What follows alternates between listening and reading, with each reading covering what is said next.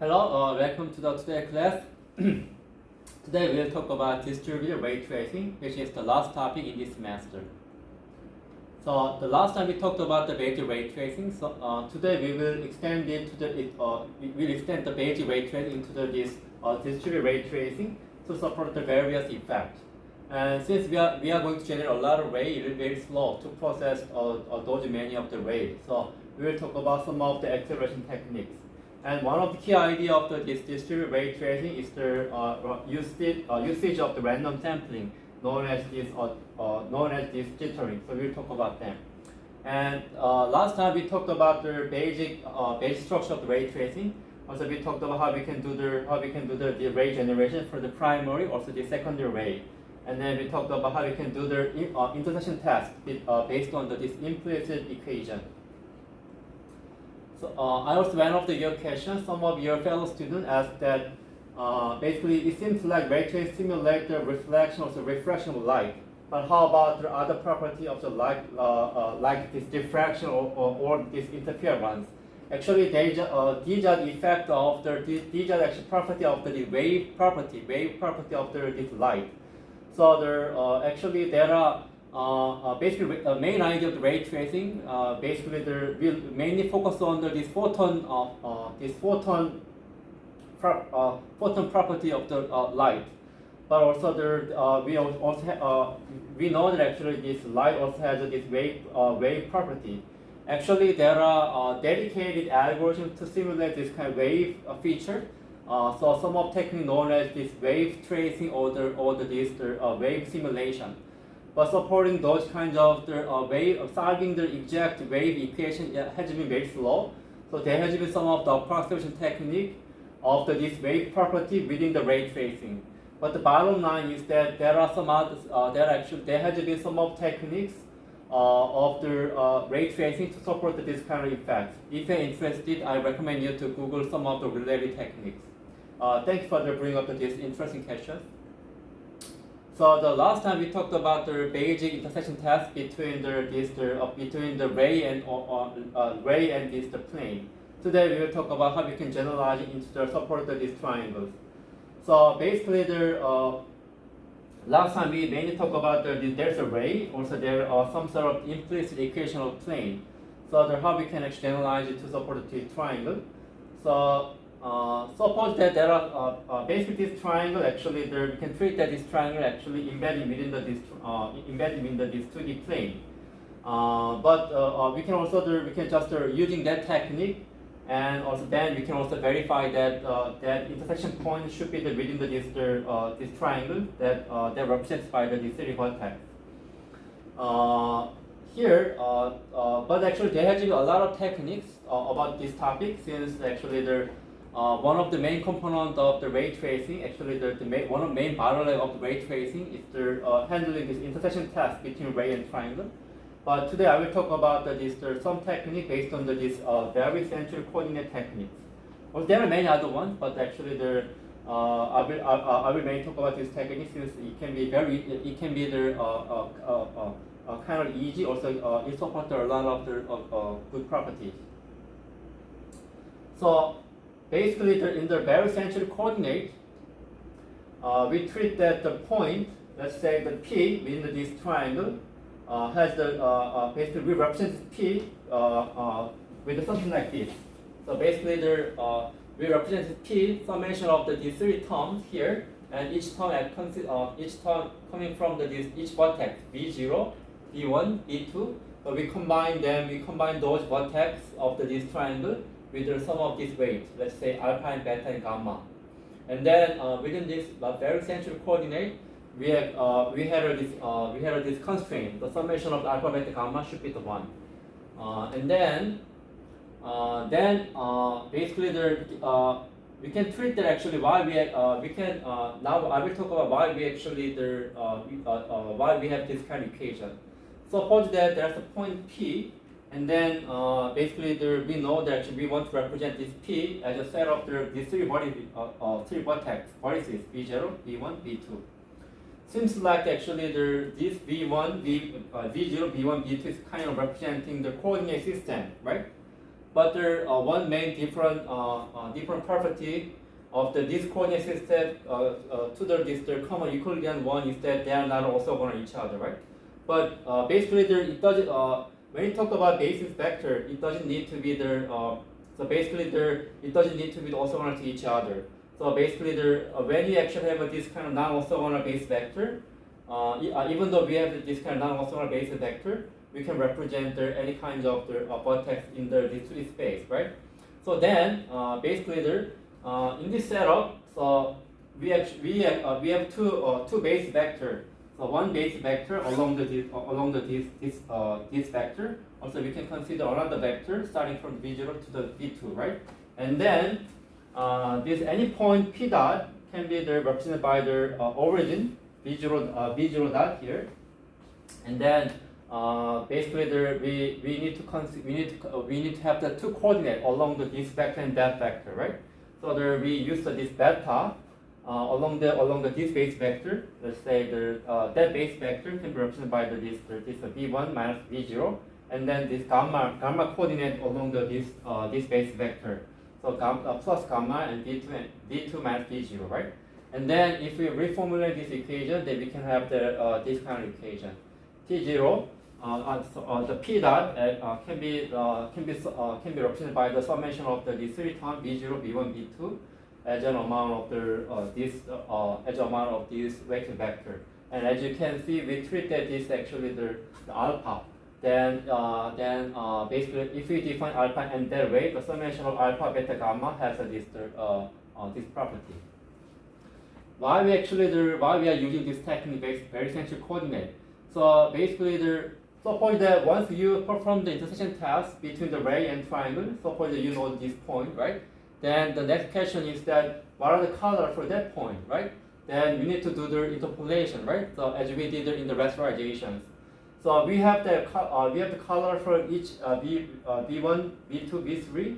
Then we need to do the interpolation. Then we need to think about what are the interpolation weight. Fortunately, basically this barycentric coordinate gives us that weight. Basically, barycentric coordinate can be used for interpolating other vertex parameter like the normal, color, and texture, and other one.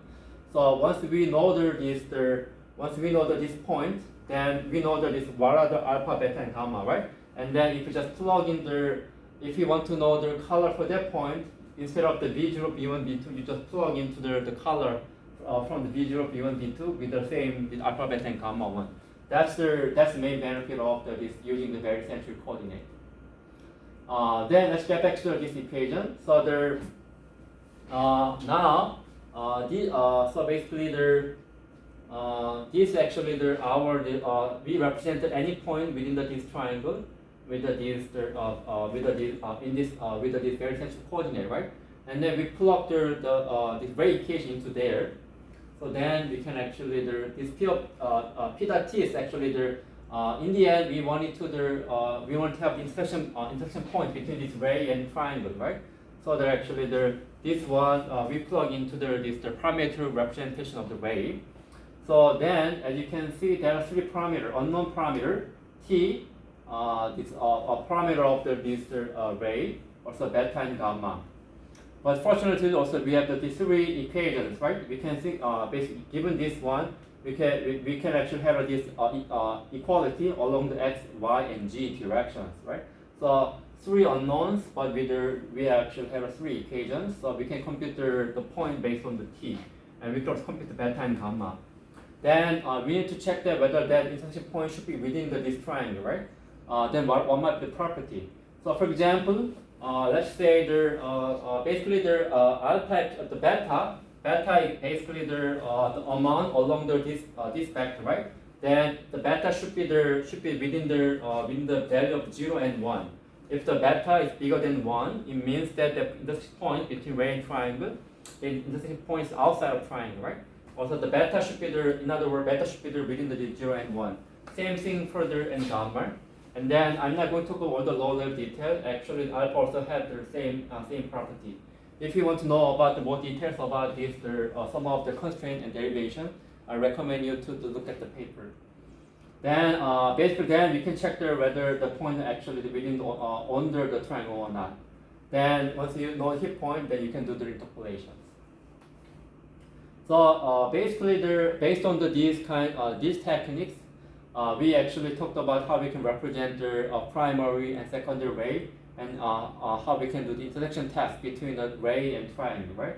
And then we can also we know how we can generate ray for the different property like the reflection, refraction, and shadow. So based on those concepts, the data is very simple, right? And then we can actually provide a better quality over the basic graphics pipeline in a very short amount of the time. But there's still, it actually slow, right? We need to generate a lot of rays, so it takes a lot of time. But still, it is actually approximate some portion of the full global illuminations, right?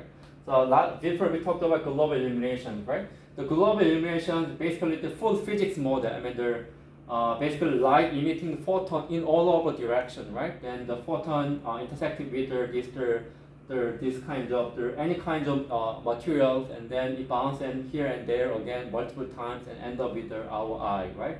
But still, actually, I talked about the basic ray tracing, but it actually support the basic some portion of the full global illuminations, and then back then we actually had a GPU, but the GPU was not general enough to support these kinds of these kinds of operations. So as a result, actually, we didn't get we haven't get much of support from the GPU for accelerating the ray tracing back then. So now, because of that, there has been a lot of acceleration technique. One of I will talk about the basic acceleration technique for ray tracing. So as you can see, the rendering time of ray tracing depends on the number of ray intersection tasks per each pixel, right? So then, how many pixels? Then we think about it. How many pixels do you have to have for generating this image? And then also you think about how many number of primitives in the scene. I mean, if there are 1,000 triangles, then we need to do the intersection test between every triangle in the scene and each ray, right? So basically, if we need to generate more bigger image, and if we want to have the more triangle in the scene, it takes more time, right? So the only technique actually focus on the accelerating ray object intersection test. I talked about the basic barycentric coordinate based approach, but there's a lot of technique for accelerating that basic ray and object intersection test, and a lot of techniques focus on the accelerating the ray and triangle intersection test. But the more advanced technique actually they're required to make ray tracing more faster. And as a result, there has been this hierarchical acceleration technique, like the bounding volume hierarchy and spatial subdivision techniques. There has been a lot of techniques actually. So basically, you might recall that we talked about this technique when we talked about calling, right? Calling technique. So basically, the ray tracing, that calling technique essentially can be applied to this accelerated ray tracing. So at the case of calling, we mainly look at how we can call between this triangle and between triangle and some of these view Frosten calling, but actually here the calling is given a ray. I mean, there are a lot of the main triangle that cannot intersect with that ray, right? We want to call portion of triangle that cannot be intersected with the triangle, right? So basically, essentially this is accelerating ray tracing, nothing but applying the calling. That's why we talked about again the bounding volume hierarchy. So you might recall that for the calling we can use this bounding volume, right? Bounding volume nothing but enclose the complex object or set up the complex object with a simple to intersect object, like this sphere, shapes, also this bounding box. We can use those some of those ones. I think that at the time when we talked about calling, we already talked about this concept. So basically, I will just briefly touch on this one and move on to the next one. And then back then we also talked about the hierarchical concept, right? Hierarchically construction of this bounding volume, right? So which is result basically we are using the bounding volume hierarchy. So I will just briefly remind you. Given this, basically I have the ray, then I need to intersect with what are the actually closest. I need to find this closest triangle that intersected with that ray. It seems like that is triangle, right? Then to do that, we build the bounding volume like this. So we start with here actually we build the sum of bounding volume hierarchy. Here we start with the root node that contains the bounding volume that includes every triangle in the scene. This one, and then we somehow partition this scene into the multiple node. Typically, we are using the binary tree, but here actually we are using the a little more complicated. We are using the tree that has more than two children nodes. Here actually we use we partition this one into some of the object here. This one actually located here, and another one branch, another branch, and so on. And then we keep doing that actually. Then at one time, given a ray, we need to check the intersection between ray and bounding volume. In this case, this the box, and then we actually intersect it here. Then we traverse deeper into the tree. Here, this one we also intersect with the bounding volume. We keep doing that, intersect with here, and then we need to do the actual intersection test between ray and every triangle within that bounding volume. Nothing there. For this one, we skip this one. There's no intersection between the ray and bounding volume, so we skip it. We keep doing that until we actually until we identify the intersecting triangle for that ray. And also we can use some other approach like the spatial subdivision. One of the very common of the spatial subdivision technique is the regular grid. Given a scene, we partition the scene into with this regular grid. This one. But actually there are many types along the spatial subdivision. But one of the very well-known techniques is actually KD3. I mean, when you're reading some of paper about the ray tracing, some technique actually talk about this KD3. So I will briefly illustrating the main idea of KD3. KD3 is a type of the spatial subdivision. In other words, we partition the space into the different children. For example, here we partition the space into the top and bottom, something like that, and then we can compute the sum of the bounding volume for here and there. And then for this one, there are multiple ones, so we partition here, and then we partition the space. In this case, this one, right? I mean, I'm not going to talk about the very low-level detail about how we can pick this direction, but intuitively you can see that actually the partitioning the space. This one might be better, right? I mean, another alternative might be partition space along that way, right? Then it seems like it may not be very good in terms of this calling, right? There actually has been a lot of the techniques about how we can choose the best direction, but I'll just skip that one. We partition that one, and then for this one also we partition the space along that way. Then at that case, actually, we got this triangle at that triangle, something like that. Sometimes actually here we partition the space, right?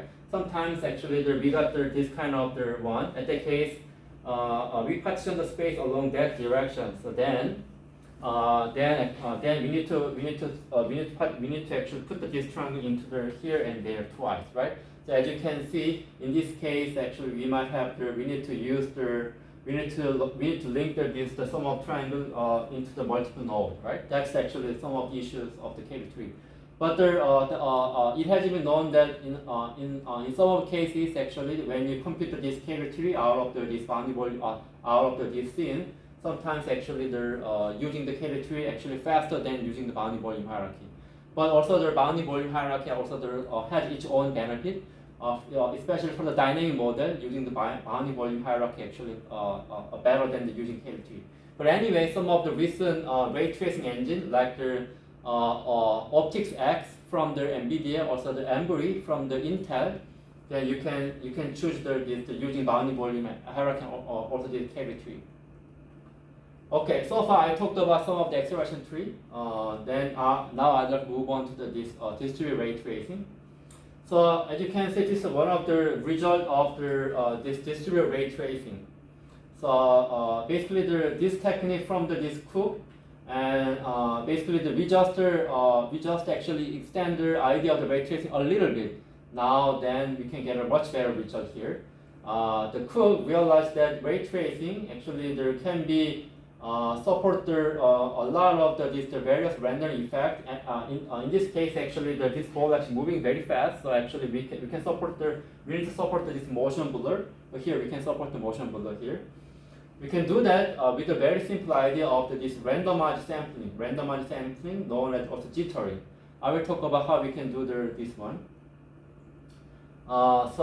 Basically, this distributed ray tracing is nothing but we distribute ray over the pixel, right? And then we can support the various effects. One of the common technique actually is soft shadow. If you look at the shadow around us, basically each actually has a very soft shape. I mean, in this case, actually, this shadow is very sharp, right? Since the light actually coming from basically we can treat that this light energy coming from the project is kind of point light source, right? Whereas in this case not soft, but I cannot pin out the soft shadow. But if you look around your location, then you can see there a lot of the soft shadow. Mainly why? Since typically this light source, it has some of the area, right? It's not like the point light source. Then how can you support this kind of the area light source, right? Can you think about it, how we can support this area light source in the rasterization? We didn't really talk about how we can do that within the rasterization. I talked about shadow mapping, right? But shadow mapping technique is mainly for the point light source. Think about how can you do that. How can we support this kind of area light source within the rasterization? Actually, there has been tons of paper on that topic. But in this case, so suppose that this is actually somehow you can treat this actually our eye. I mean some of the point, some of region, whether you decide whether how much energy you can receive, right, from this area light source. But there are some of the blocker, right? Then how can you compute this kind of the light energy? How much energy? How can you calculate how much energy you can receive from the area light source? The main idea of the distributed ray tracing is that you just take the many samples. In other words, you just generated many samples within the area of the light source, and then in other words, you generate many rays from here to there, right? And then basically you check that how much energy how much actually ray can reach to how many ray can reach to from here to there actually. In this case, we tried out about 5 rays. 1, 2, 3, 4, 5, right? Out of 5, we only receive 2 rays from the area light source to there, right? So then the energy might be 2 out of the 5, right? Then basically we can support the different energy pattern from the 0 or the 1 of 5 to 2 out of 5 and to the up to this 5 out of 5, right? In this case, it's full energy from the light source, right?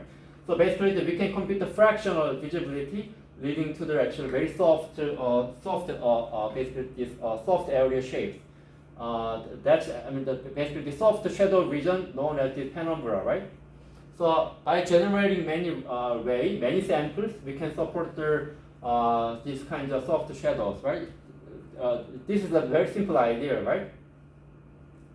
But the issue is that some of when you actually generate this kind of ray, sometimes you can actually have this kind of aliasing pattern. So when we talked about texture mapping, we actually talk about this aliasing issue, right? Here, let's talk about this one. So somehow within so in this image, right, there are actually there are actually some of this triangle, right? But when you generating the ray in a somehow determinist way, we may get this kind of aliasing pattern or these staircases patterns, right? But how can so in this case I said that this can affect kind of aliasing. In the end, we want to have the very smooth end result like this. So that's called anti-aliasing. How can we do that? So one of the very simple approach is the actual super sampling. Super sampling nothing but we just increasing more. We generate more rays, right?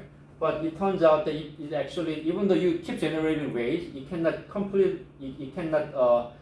actually eliminate the aliasing. So the main idea is that here we distribute samples in a random way. Its main idea is that here suppose that here for each pixel initially we generate only one ray for each pixel, right? So basically the super resolution is that you generated here actually I think that this is not a best example here. Here this might be better. For each pixel we can generate 2 by 2 actually the array, right? We somehow one simple idea is that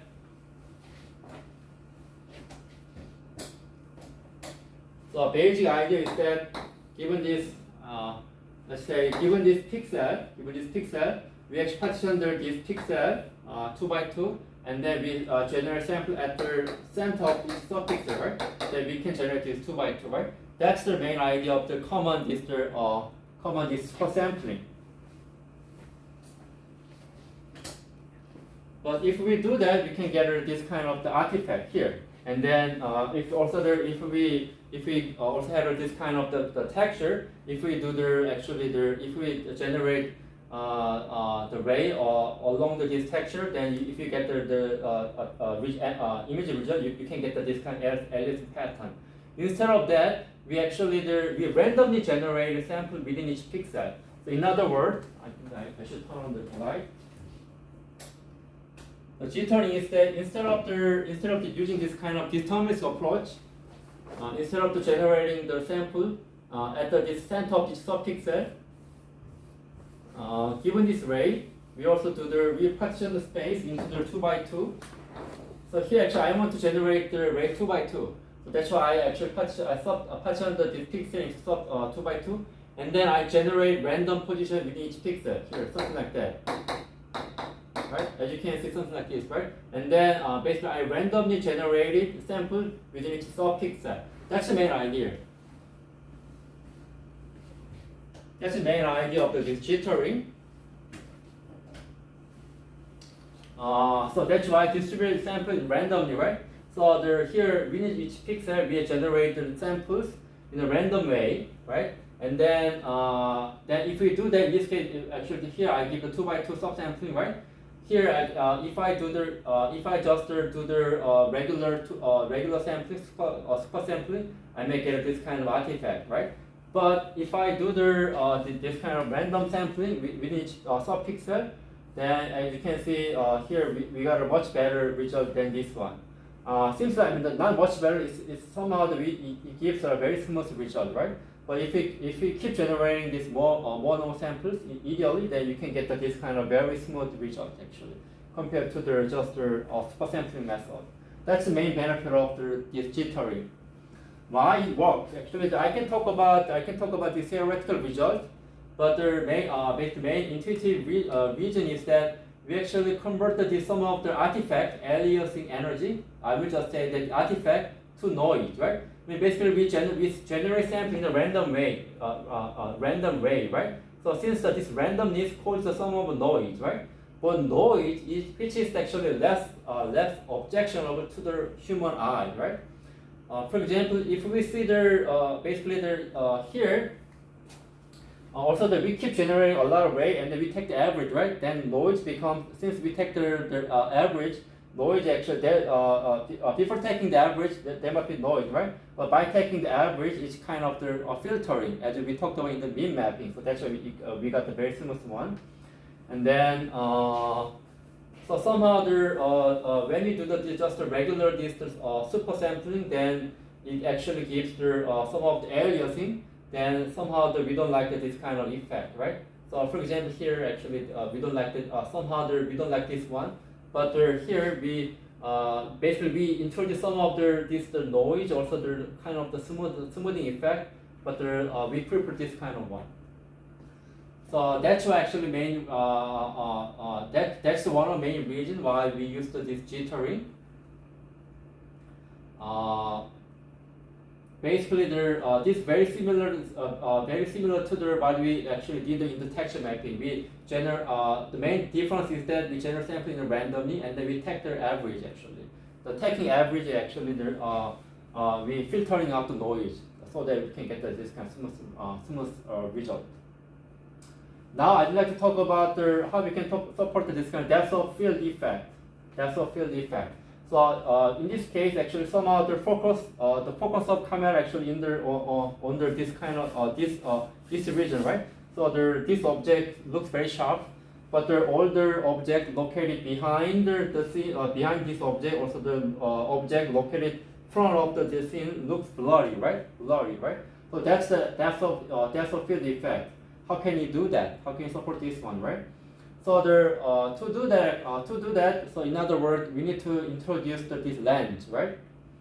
And so looking at this figure might be better. So basically, in each pixel, we actually treat that we put some of the lens here, right? And then this lens has the focal plane. In this case, this actually the focal plane of this each lens, right? This is actually the image plane. Then suppose that some of the object located there, right? Then some of the photon actually they're hitting there, and then at this focal plane, then traveling at that way, right? And then since actually the photon traveling from the focal plane, it end up the center of each pixel, right? And then some other photon maybe they're having it might have the different path, but since actually this coming from the focal plane, it end up with the center of each pixel, right? So then it means that there are actually, if you generate a multiple ray, but they are coming from the same object, right? With the same color, then actually they end up with the same location of pixel. If we take the average, it looks actually we can get the color, right? But let's look at other cases. So now actually the object actually located behind this focal plane, right? Then if actually photon hitting there and then it bouncing to that direction, right? Then since actually that photon is not out of the focal plane, out of the focal plane, then it ends up with some other location in the lens, and then basically it might end up with some other it will be actually located some other portion of the pixel. In other words, it will be away from the center of each pixel, right? And then it means that basically it means that at that pixel actually basically you can treat that this region might have the different pixel, and this region might be different pixel. This color, some of the object color located into a different pixel, and that pixel, in other words, we might get some other object, some other color from the other object, right? Then basically the pixel for each pixel we might get a different color. They're coming from the different part of the object, right? So if we take the average, then the image actually looks blurry, as it seems like this actually. So basically this is the reason why we got this depth of field effect.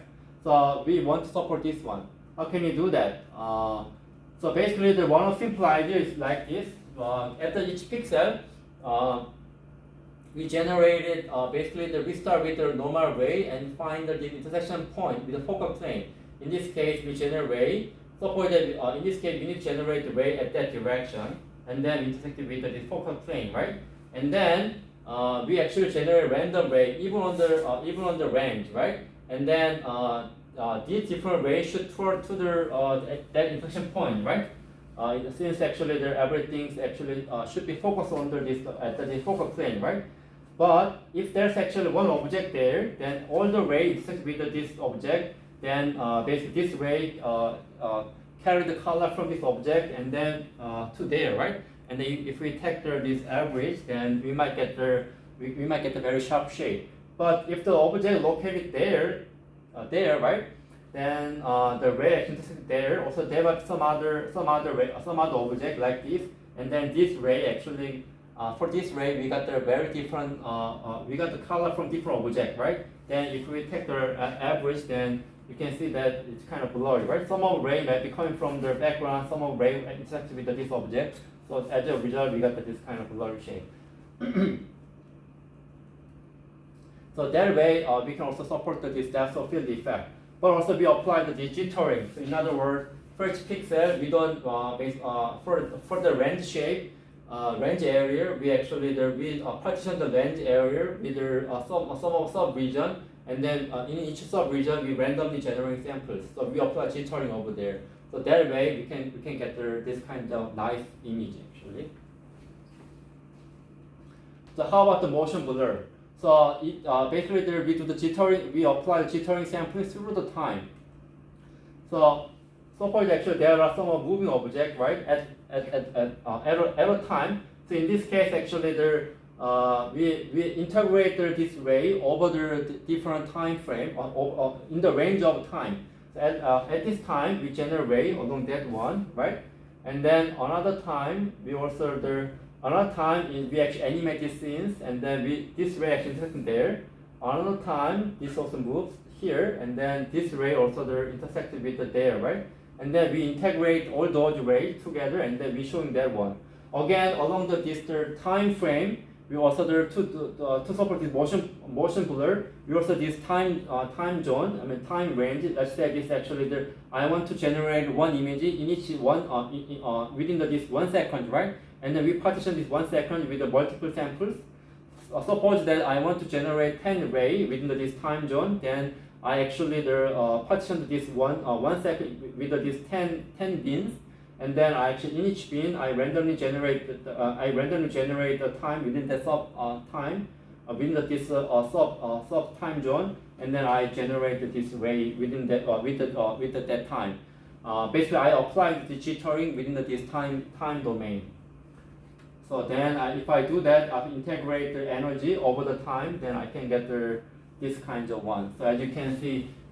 Here, basically, some of the ray end up hitting this background. Some of the ray actually hitting this ball, so that actually I got this kind of soft. Actually, for this kind of fast moving one, I got the very soft. Actually, the blur over there. That's the main idea. That's basically the main idea is that we apply the jittering concept, randomly generating samples to support this motion blur and depth of field effect and other one. So basically, at that time actually we applied this jittering concept to support this kind of the effects of the shadow. But later on, it turns out that we can also generalize this concept to support the many other effects. So basically there are many these complex interreflection, right? So to support this kind of complex interreflection between to simulate the interaction between light and material interaction, we need to actually consider this BRDF. Before we talked about BRDF, right? And then basically we need to generate random samples. So I think that I will show this one here.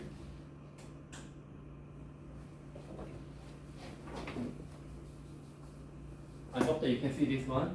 So basically suppose that is given a primary ray, right? We need to think about hemisphere. Why hemisphere? On the pixel, on the region, we might get our energy all possible direction, or that direction, right? So we need to consider all possible incoming light energy, and some of the incoming light energy might be reflected to this our primary ray. We need to consider that one over the hemisphere, right? That's why we think about it to generate random samples over the hemisphere while considering BRDF, and then in each pixel we generate a lot of ray, right? And then we take the average them and then keep and then compute the final color. That's actually that technique known as Monte Carlo ray tracing. Also, before I talked about kind of heuristic jittering concept. But we can also generalize. We can also using some of the this principled randomization technique, known as these Monte Carlo techniques. Then, if we do that, actually, we can support a wide set of the effect in a very principled way.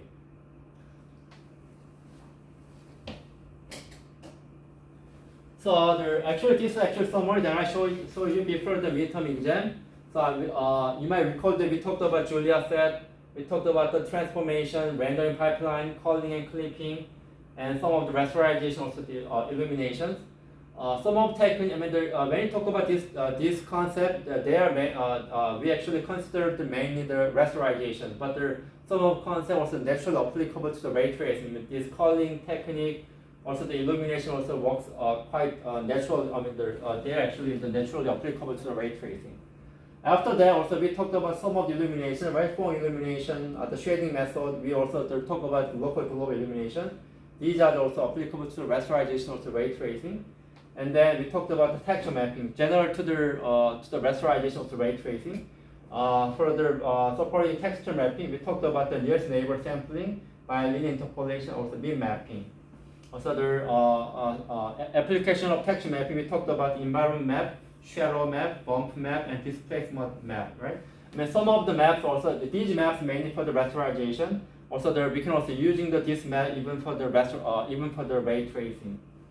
And then also we moved to the ray tracing. We talked about starting from the very simple the ray casting, which is nothing but generate one ray. And then we talked about the recursive ray generation. Also we talked about intersection test. Since we are generating a lot of ray, we need to consider the acceleration structure.